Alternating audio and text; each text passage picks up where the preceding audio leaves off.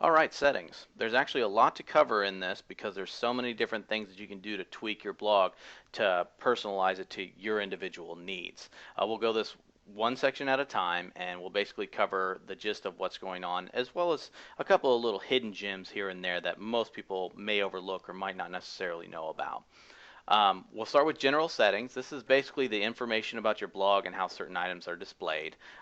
If you ever wanted to edit your subheadline or your tagline, you're going to find that right here in general settings, and that's where you're going to be able to edit it. Your WordPress address URL and your blog address URL, 99% of the time, this is going to be exactly the same, but every now and again you have a special circumstance where it's not.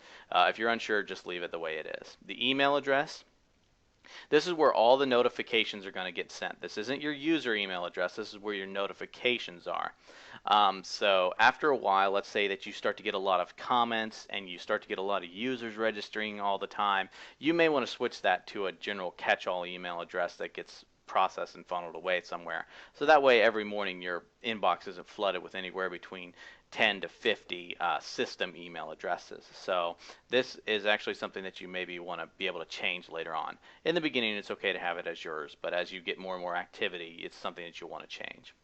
Membership. If you want anyone to register, your login meta will show it will show also a register link that people can register username and password and be able to sign up for your site.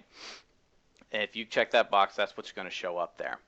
The new user default role, you're always going to almost want to put that at subscriber. That is someone who can go in and put in comments and read.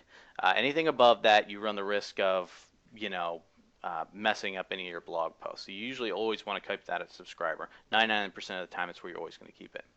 Your time zone, that's what's going to be displayed whenever you're adding a post. It's going to show your local time to the rest of the world after you've added the post. So date format, if you're in a different country and your dates showed up a little bit differently, you can change that here. Same thing with time. And also the week starts on. This applies to the calendar in your sidebar. So if you want your week to start on Sunday instead of Monday or whenever, or maybe if you have an internal blog for employees and the pay period starts on Thursday, sometimes you maybe want to adjust your calendar accordingly. So, and that is all for the general settings.